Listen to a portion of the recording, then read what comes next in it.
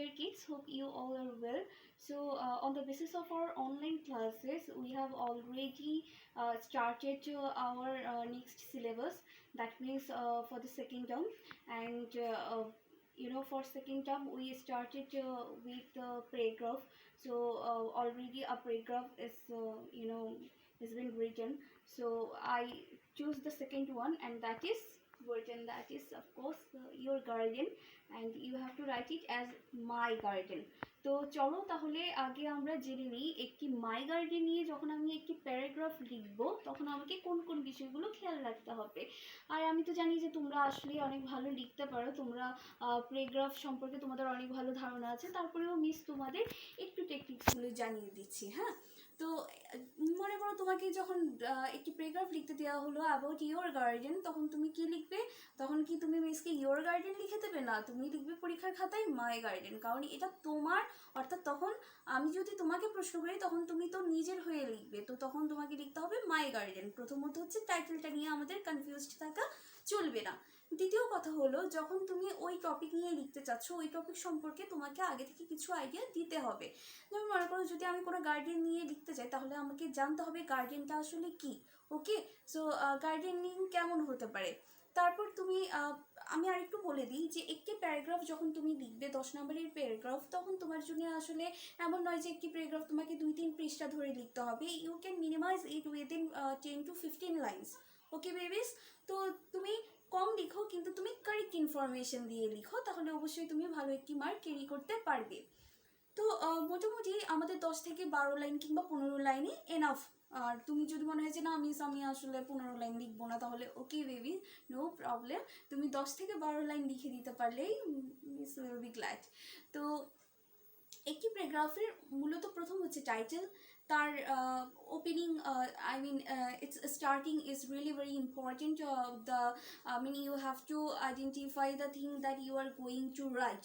ওকে, then তোমাকে অবশ্যই লিখতে হবে যে তুমি এই জিনিসটা কতটা পছন্দ করো, এবং তারপর যেহেতু আমরা আজকে মাই গার্ডেন নিয়ে কথা বলছি, তো আমাদের লিখতে হবে যে গার্ডেন কি, আসলে তুমি কেন গার্ডেনিং পছন্দ করো, তোমার গার্ডেন তুমি কোন কোন রকমের। অবশ্যই যখন আমরা বাগান সম্পর্কে বলছি, বাগানে কি থাকে, বাগানে আমাদের গাছপালা থাকে না, তো আমি কোন রকমের গাছগুলো আমার বাগানে রাখতে পছন্দ করি।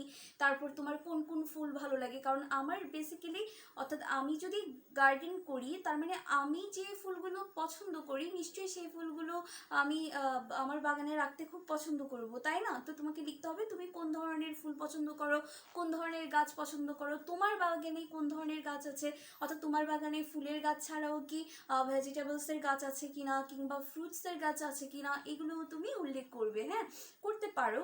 আর তারপর আরও লিখতে পারো তুমি আসলে বাগানে ঠিক কখন তোমার সময়গুলো কাটাও, তুমি কিভাবে বাগানের পরিচর্যা করো, তুমি কি প্রতিদিন বাগানে জল দাও, তুমি কি বাগানের প্রতিদিন পরিষ্কার করো, কিংবা তুমি কি একটু হাঁটাহাঁটি করো বাগানে, তুমি কি খেলা করো, তারপর তোমার কেমন লাগে যখন তুমি বাগানে ফুলগুলো ফুটতে দেখো। হ্যাঁ, তো এই ধরনের, তাহলে তুমি দেখো এই যে তোমার নিজের সব কথা, মনের কথাগুলো যখন তুমি একটার পর একটা একসাথে গুছিয়ে আনো, of course that actually makes a great thing.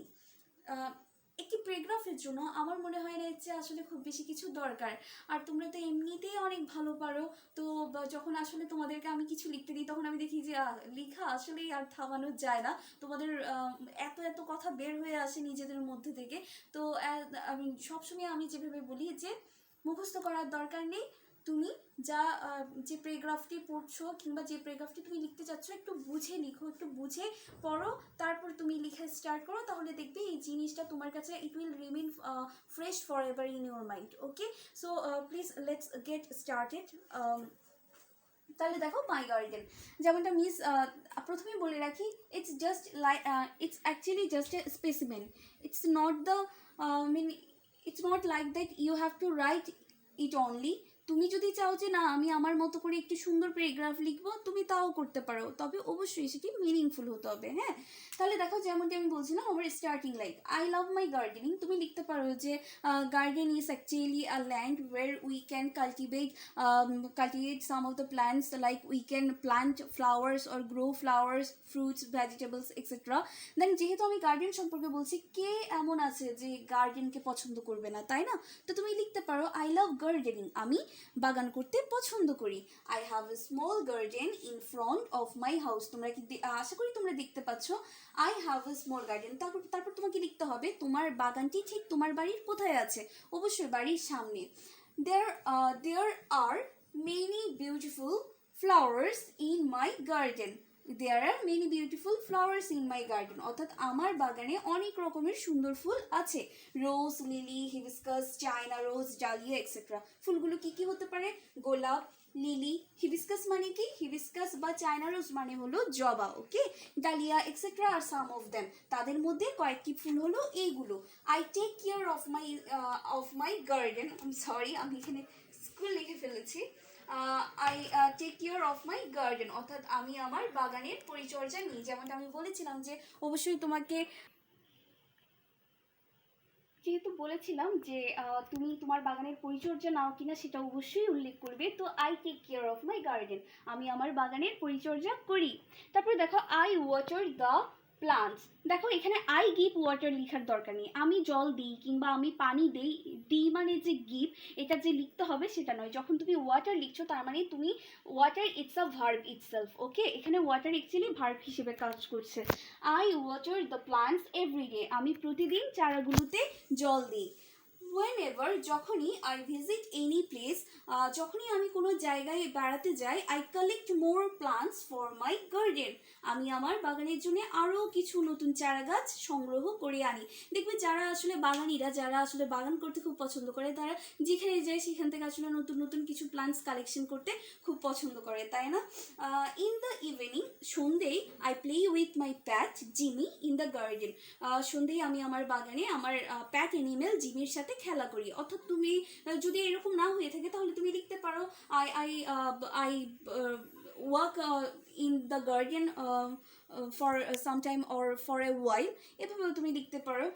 There are also some vegetable plants. তাহলে আমি বলেছিলাম যে তোমাদের বাগানে শুধু ফুলের পাশাপাশি যদি ভেজিটেবল থাকে তাও উল্লেখ করবে, vegetable plants in my garden, অর্থাৎ আমার বাগানে কিছু ভেজিটেবলের গাছও আছে। I feel happy when I see the flowers in the garden, যখন আমি বাগানে আমার ফুলগুলো দেখি তখন আসলেই আমার খুব ভালো লাগে। So I love to spend time in my garden, আমি আমার বাগানে সময় কাটাতে খুব পছন্দ করি। তো এই এতটুকুই ছিল আজকে আমাদের প্যারাগ্রাফ। তো এইভাবে তোমরাও চেষ্টা করবে সবচেয়ে ইম্পর্টেন্ট যে ইনফরমেশন আছে সেগুলো দিয়ে একটি প্যারাগ্রাফ সাজাতে। এই প্যারাগ্রাফটি যে লিখতে হবে এমন নয়, it's just for an example. এটা শুধু আমি মাত্র তোমাকে দেখালাম কীভাবে তুমি অর্ডারলি ওয়েতে একটি প্যারাগ্রাফকে সাজাবে, ঠিক আছে? তো তুমি তোমার মতো করেও একটি প্যারাগ্রাফ লিখতে পারো, তাতে কোনো সমস্যা নেই। তবে অবশ্যই বুঝতে হবে যে তোমার যেন টপিক নির্ভর হয় এবং তোমার সেই যেই সেন্টেন্সগুলো তুমি ব্যবহার করছো তা যেন কারেক্ট এবং মিনিংফুল হয়, ঠিক আছে? তো এই ছিল আজকে আমাদের class. Hope we will meet on the next class. Till then, take care and stay well.